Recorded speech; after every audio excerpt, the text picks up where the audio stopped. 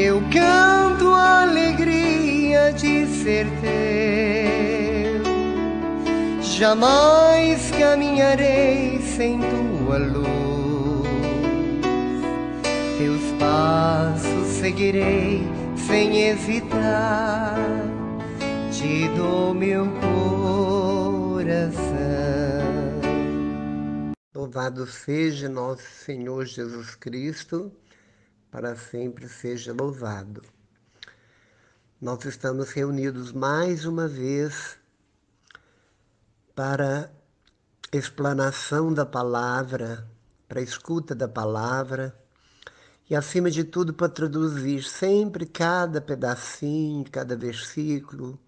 Às vezes uma única palavrinha, ela é desfiada com amor pelo Espírito Santo para tirar dali a mensagem necessária para a nossa vida, para o nosso dia a dia, né? É como um garimpar. E a Bíblia é como um garimpo, onde nós vamos com a picareta, com a peneira, onde nós vamos cavando fundo em cada setor, em cada centímetro quadrado do garimpo, e é ali que descobriremos o tesouro, o diamante que se tornará brilhante, que lapidado com nossas atitudes, se transformará em lindos diamantes, em lindos brilhantes, né? Caros, raros, lindos e tão difíceis e tão suados para serem encontrados. Da mesma forma, eu faço essa comparação agora com o ler a Bíblia, rezar a Bíblia, reler a Bíblia, fazer a leitura orante, parar num determinado versículo, ou numa determinada palavra, ou numa situação, no verbo da palavra, e dali meditar, o que essa palavra me diz, né? O que essa palavra está me falando hoje? E traduzi-la em atitude concreta de conversão. É isso que o Senhor deu para nós e deixou para nós essa receita de viver bem, de viver em abundância. Na abundância que os 73 livros bíblicos, 43 do Antigo, 72, salvo engano, do Novo Testamento, vem nos falar. A história do povo de Deus, a mais bela de todas as histórias. E nós pegamos exatamente no livro de Josué, no capítulo 24, no versículo 15, apenas 3 palavras, pouco mais de 3. Eu e minha casa serviremos ao Senhor. Esse é o tema da pregação de hoje. Quando nós pregamos lá no Antigo Testamento, tiramos dela essa mensagem sabendo que Josué era um homem temente a Deus, ele era filho de Num e tinha grandes dotes de prudências, porque Moisés lhe havia imposto as mãos e os israelitas lhe obedeciam e fizeram o que o Senhor havia ordenado a Moisés. Então ele simplesmente deu continuidade, né? Ele pegou o cajado de Moisés, a prefigura de Jesus, que libertou o povo corporalmente das garras do Egito, da escravidão, e fez uma longa travessia deserto adentro, onde eles viveram grandes dificuldades, tanto internas quanto externas. As internas eram porque deserto significa fome, ausência de alimento, de água, de conforto. De dia é tremendamente quente, à noite é tremendamente frio. E não tinha cidades, eram atacados exteriormente pelos jebuseus, pelos heveus, pelos fariseus, e eles, por passar tantas dificuldades, no primeiro tempo foram felizes, mas depois começaram a murmurar e reclamar da falta de água, da falta de alimento. E Deus provinha para eles tudo, absolutamente tudo o que precisavam. Mas com isso eles foram se misturando com outras tribos, vamos dizer, que moravam no nômade de deserto, aldeias de deserto, se misturavam e diante do caminhar longo, mais de 40 anos, deserto afora em busca da terra prometida, cometeram grandes sacrilégios, grandes pecados de blasfêmia contra Deus, o pecado da murmuração, o pecado da reclamação, da xingação, agrediam verbalmente até o próprio Deus, o próprio Moisés, que era o seu líder eleito, escolhido por Deus. E quando Moisés subia a montanha para conversar com Deus, que significa ir para a oração, para trazer recado para o povo, quando descia Moisés, lá estavam eles adorando bezerros de ouro e outras coisas mais. Quanta contrariedade, quanto sofrimento Moisés passou, assim como Jesus passou também. Tinha aqueles a favor e tantos contra, né? Contrário à doutrina, a favor da lei, contra a nova aliança que o próprio Jesus trazia em sua palavra, pedido do Pai. E como Moisés fez uma grande caminhada com o povo, eram mais de 600 mil homens, mulheres, doentes, como uma grande procissão serpenteando pelo deserto afora, caminhando. À frente, os robustos, a fina flor de Israel, vamos dizer assim, os mais jovens, os mais ricos, aqueles que tinham juntado nos 400 anos de prisão no Egito, tinha juntado alguma coisa para si, e esses mais fortes, mais garbosos, mais jovens e mais ricos.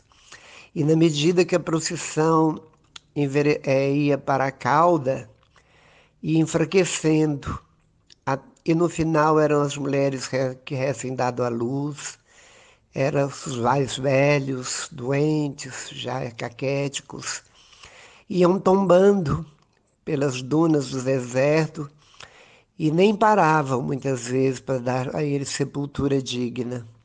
O papo dos abutres era o túmulo de muitos deles. Quanto sofrimento!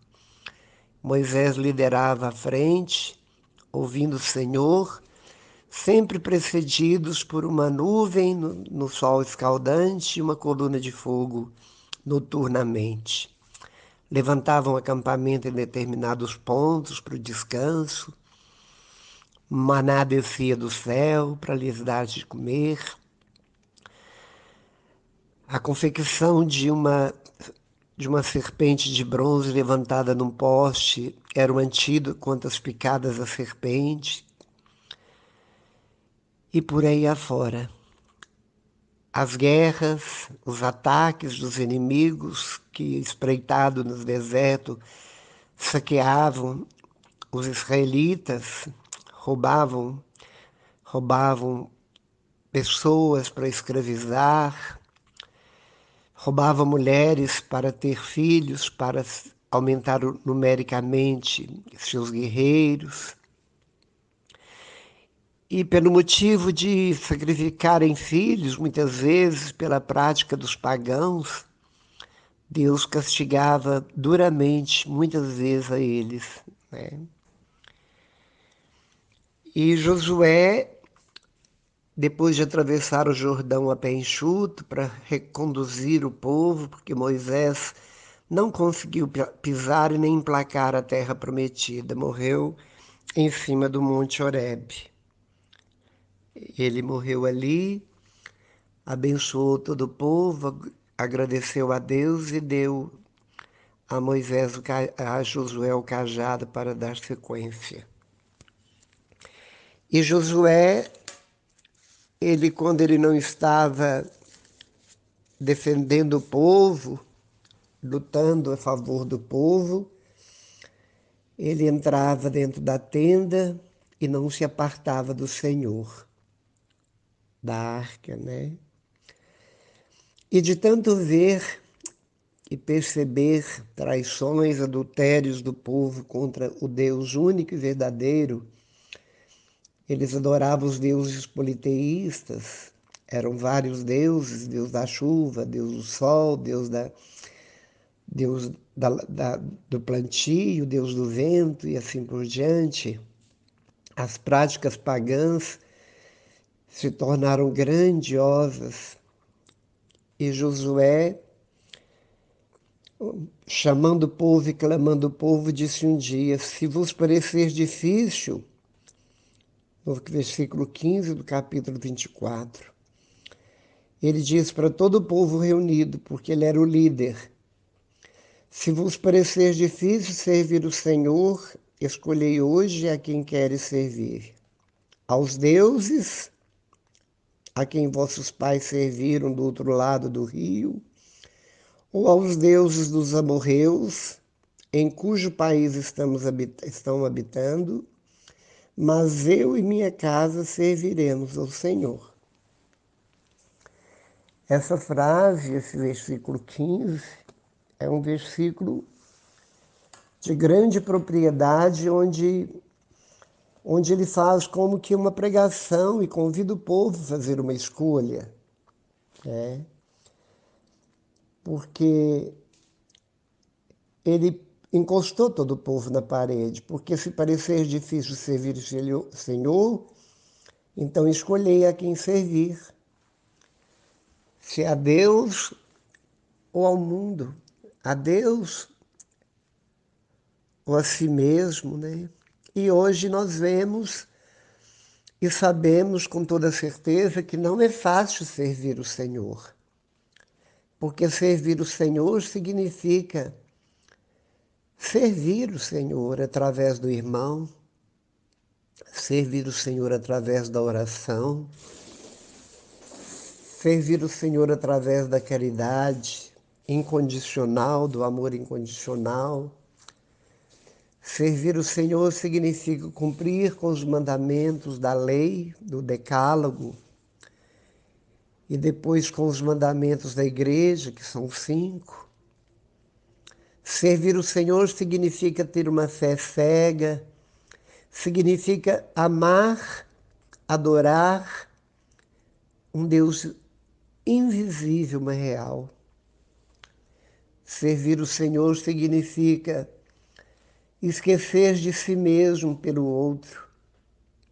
Significa erradicar do próprio coração todas as ervas daninhas, as batatinhas das tiririca, todo tipo de abrolho, espinheiros, todo tipo de plantio de veneno, semente venenosas lançada pelo demônio através dos meios de comunicação do mundo e que prolifera de uma forma tão rápida.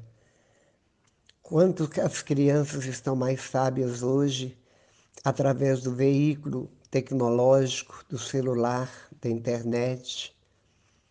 Sabem às vezes coisas muito mais estranhas do que os adultos, porque estão plugados e pela lei do menor de não poder trabalhar antes dos 16 anos, passam a vida, o dia e a noite, com os olhos fixos e hipnotizados pelas imagens, pelas notícias, por tudo aquilo que se mostra através dos vídeos. Coisas verdadeiras e coisas falsas. Mas a gente nunca vê crianças e jovens no mundo de hoje plugado nas redes televisivas evangelizadoras da própria igreja, das comunidades evangelizadoras que temos em abundância no Brasil e no mundo inteiro. É tudo aquilo que o mal quer, que buscam e querem. Por isso, se é difícil servir o Senhor, escolhei hoje a quem quereis servir: aos deuses, ao Deus do dinheiro, a Deus da aparência física, a si mesmo como a egolatria, a sexualidade tão pervertida e tão variada que temos um cardápio gigantesco, petiscos para usar e degustar. Enfim, Jesus nos diz que só os violentos arrebatará o reino de Deus. Só os violentos. E para a gente obter a paz é preciso fazer violência, não com o outro, mas consigo mesmo.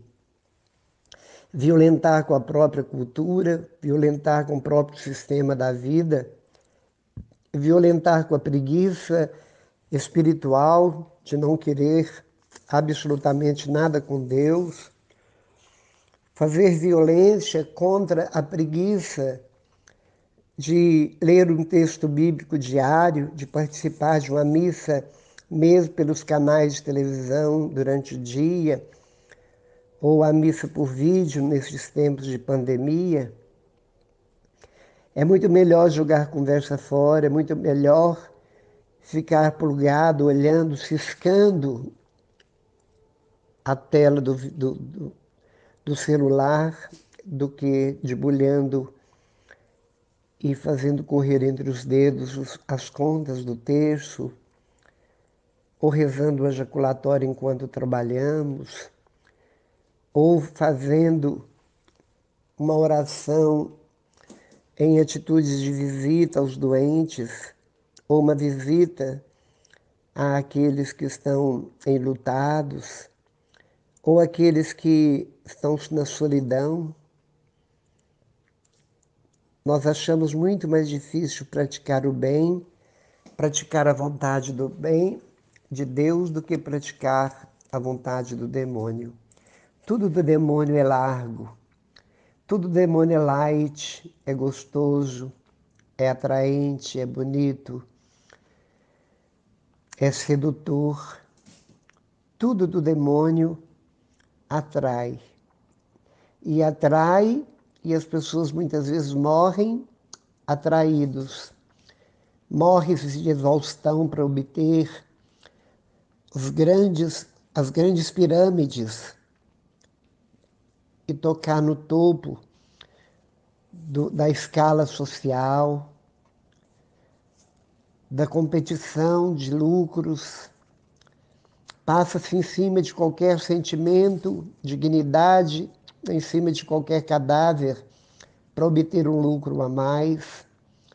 Passar a perna no outro é algo vantajoso. Ser esperto nesses aspectos é vantagem, ganha-se troféu, é aplaudido. O conquistador é aquele que vai para o topo, né, da admiração, é invejado. Enquanto que as coisas de Deus são difíceis demais, o caminho é estreito e íngreme, é um deserto, é um caminhar contínuo, é um caminhar com Jesus lado a lado, ou atrás do mesmo, pisando pegadas sangrentas, pingos de suor, passos de sangue pela distância, pelo caminhar contínuo. É renunciando todos os pesos que carregamos, porque é preciso se ser livre. Quem não ficar livre, renunciar a si mesmo, renunciar a todos os apegos, aos nossos bichinhos de pelúcia, renunciar a tudo aquilo que é o ouro e a prata, nós não vamos obter e alcançar o verdadeiro tesouro, a verdadeira salvação. Por isso, a quem queremos servir? A carne? A carne nós sabemos que ela é incorrigível, é insaciável. Se olharmos para o mundo tem uma força gravitacional tão violenta que tudo tende a cair nela e ela nos prende pelos pés.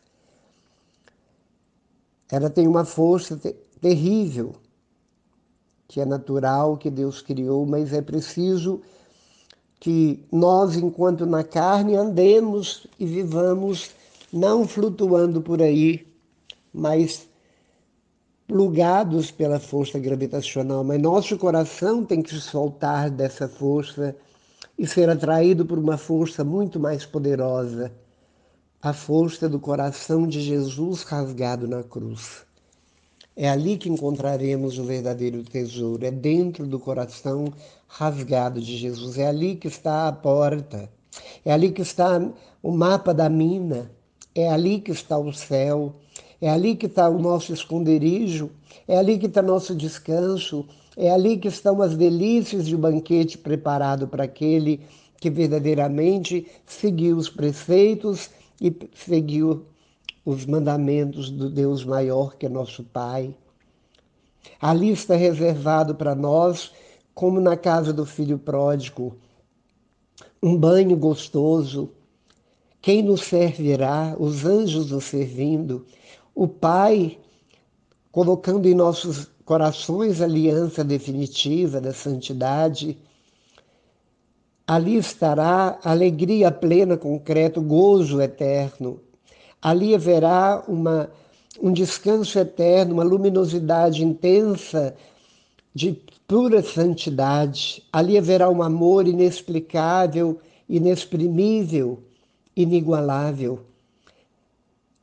Ali nós estaremos com os olhos plugados nos olhos de Deus e de Deus em nós, sem a mínima vontade, sem lembrarmos de que um dia pisamos a terra, porque estamos num estado completamente elevado, onde só os que sacrificaram a carne, onde só aqueles que rejeitaram o mundo, onde aqueles que driblaram o demônio com a palavra de Deus, negando a sua vontade, encontrará salvação. Por isso, Josué, que pelo Espírito Santo, fala hoje para nós.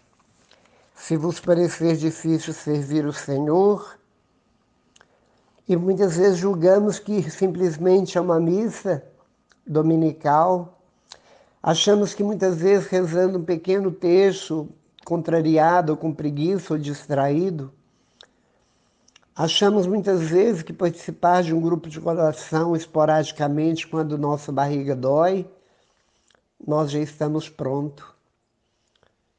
Nós já somos bons, até nos julgamos bonzinho, porque pagamos um dízimo irrisório, porque damos esmolas, que são exatamente os nossos restos,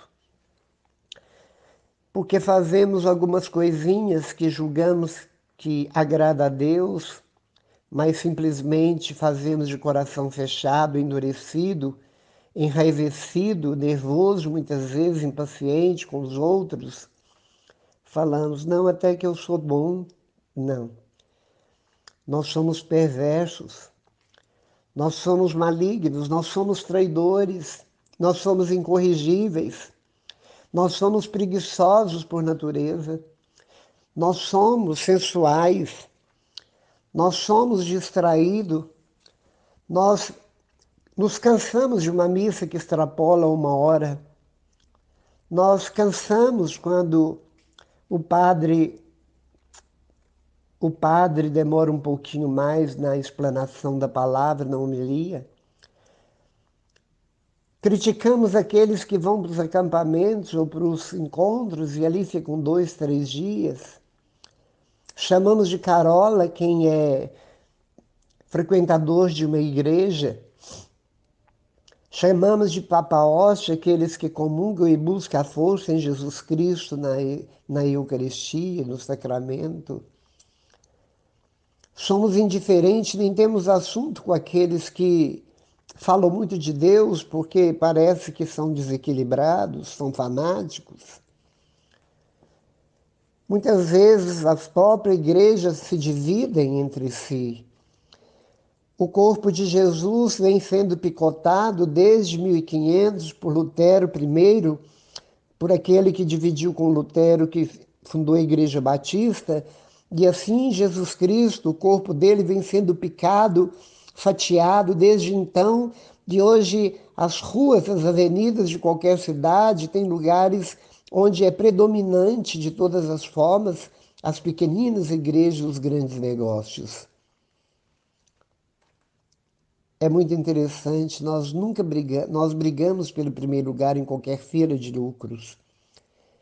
E na fila que nos leva para mais próximo do altar de Deus, nós não brigamos, ao contrário, cedemos com toda boa vontade os primeiros lugares para outros.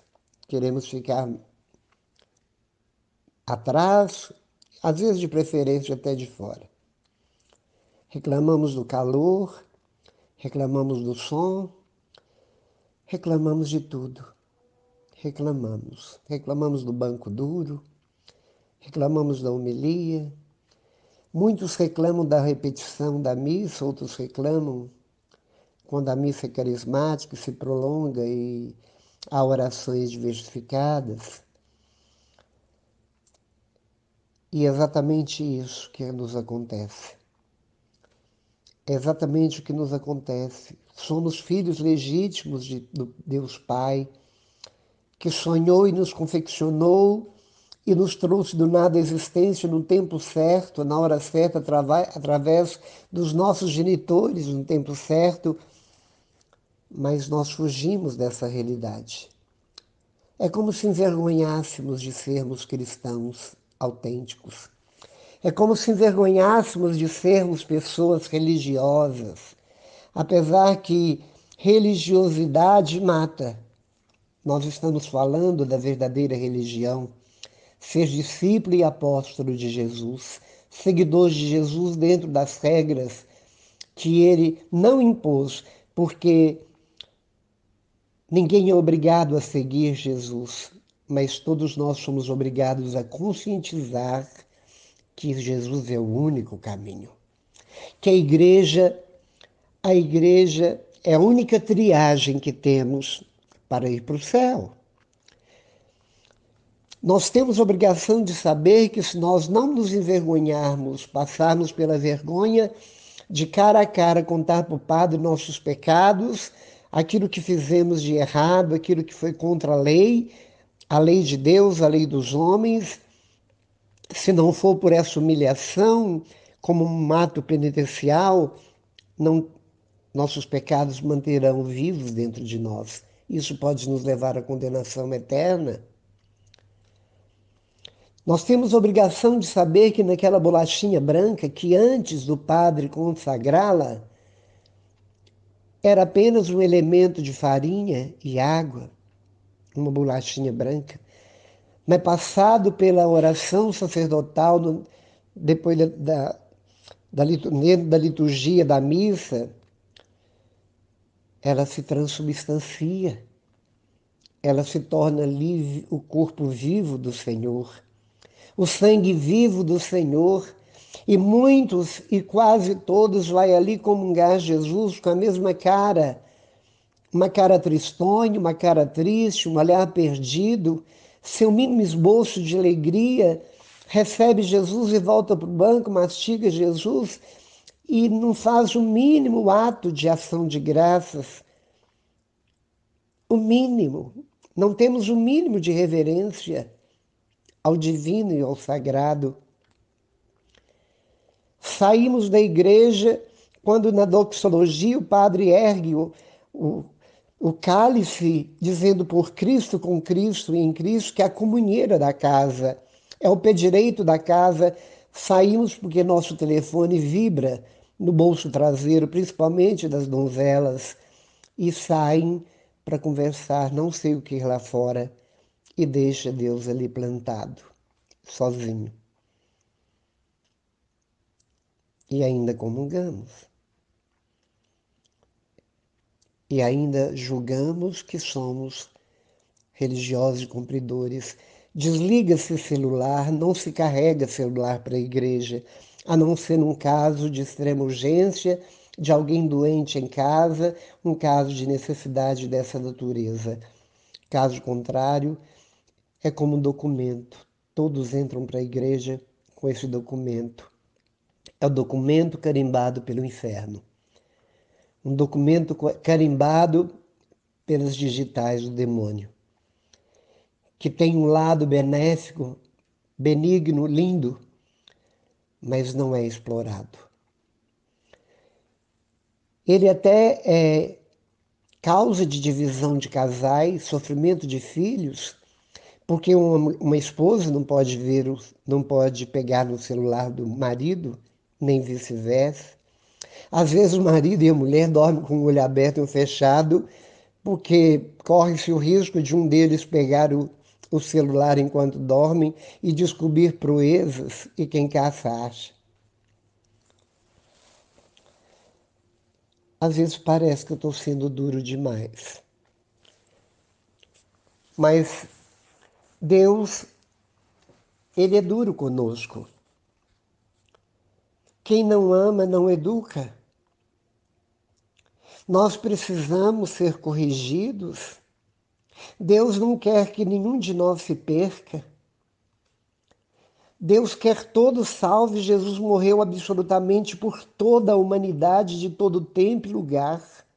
Contemporâneos dele ali na Palestina, os que vieram antes dele desde Adão, e o último homem que pisará a terra, Jesus morreu num ato único para salvar a humanidade, virá uma segunda vez, não em razão de uma reencarnação, porque não acreditamos, mas em virtude do final dos tempos, para o juízo final, para separar o joio do trigo.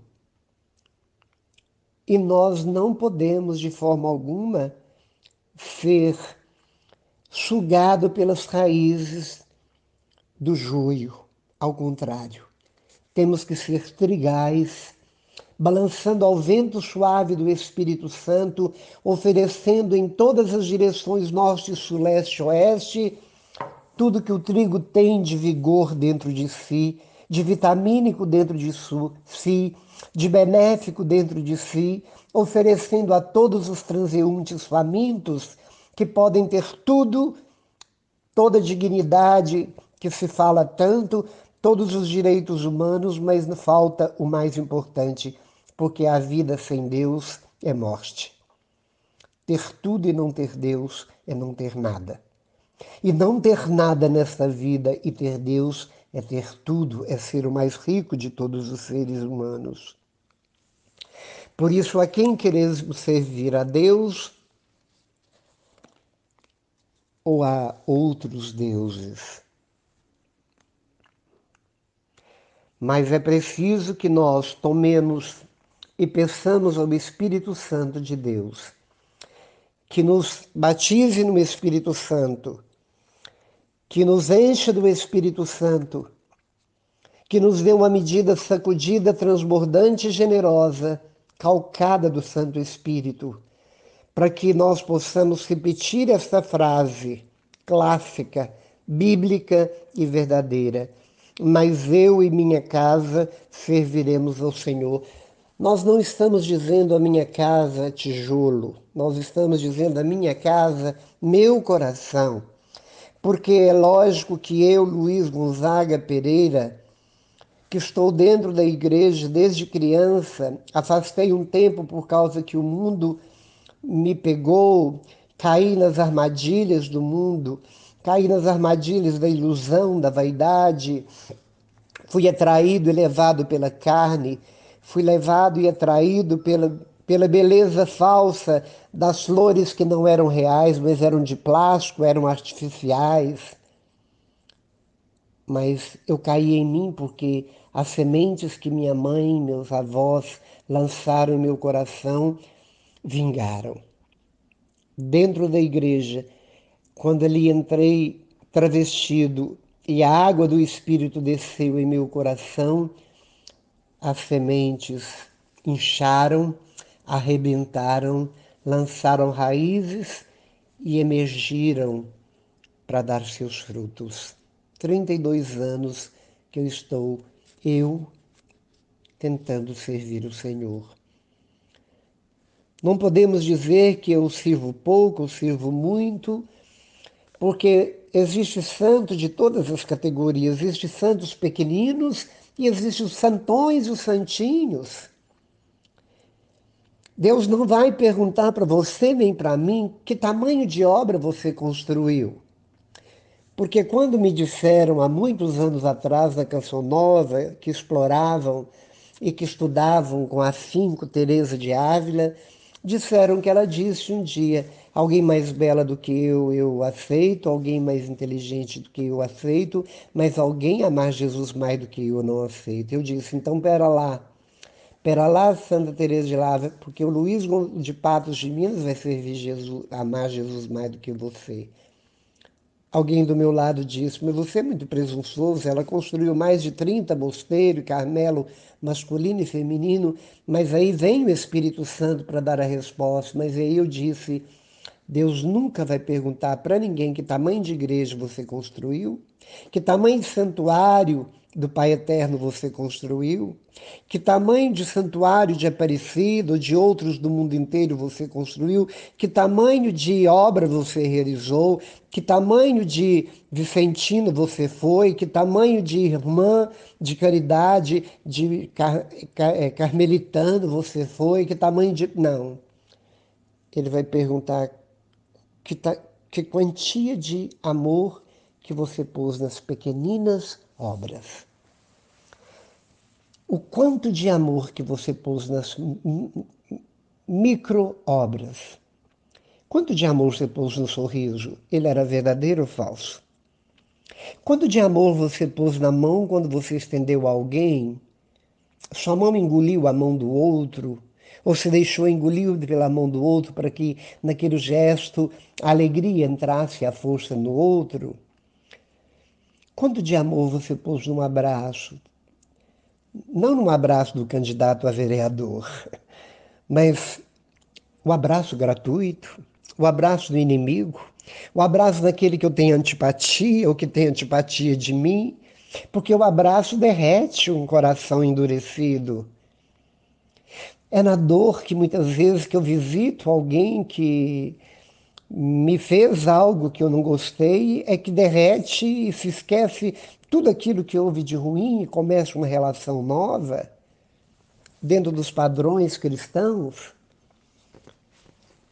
Por isso, é preciso transformar o coração e só pelo Espírito Santo nós alcançamos esta meta. Só o Espírito Santo pode, pelo meu querer. Por isso, abra teu coração agora diante de Maria, que foi a grande servidora, que disse com todas as letras e com todo o fôlego: eis aqui a escrava do Senhor, faça-se em mim o que for da tua vontade. O que queres, eu obedecerei. Sofreu, sofreu de pé, na fé, na elegância espiritual. Sejamos como ela, que é nossa mãe. Tomemos e imitemos no nosso dia a dia, na rotina de nossa casa.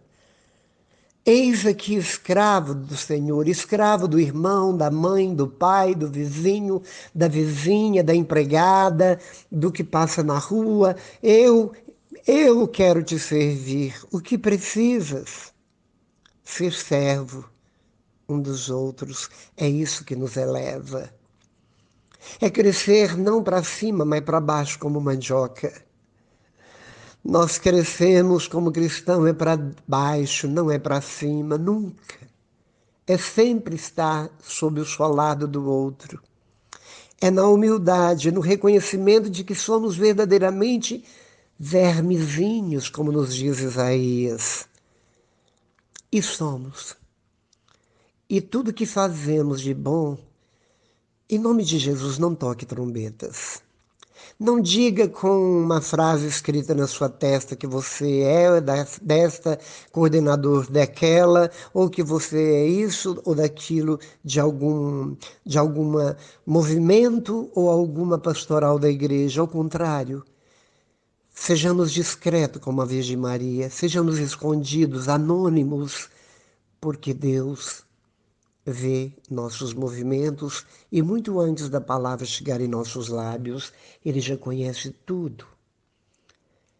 Peçamos encarecidamente, por misericórdia, Senhor, transforme meu coração, para que eu em minha casa, para que eu em minhas mãos, para que eu em meus pés, para que eu em minhas dores, para que eu em minha inteligência, para que eu em meu olhar, para que eu em a minha língua, para que eu em meus ouvidos, para que eu, na pessoa total, corpo, alma, espírito, possa te servir através do outro. Mas para isso, primeiro, eu tenho que ser um excelente discípulo, estar aos seus pés como Maria, na casa de Marta e Lázaro, ouvindo o Senhor, adorando o Senhor, relacionando intimamente com o Senhor, para depois que eu me levantar, eu ter e saber quem eu estou apresentando e o que eu estou levando do coração perfeitíssimo de Jesus. Obrigado, Senhor, por essa palavra. Obrigado por essa oportunidade onde tantos vão ouvir.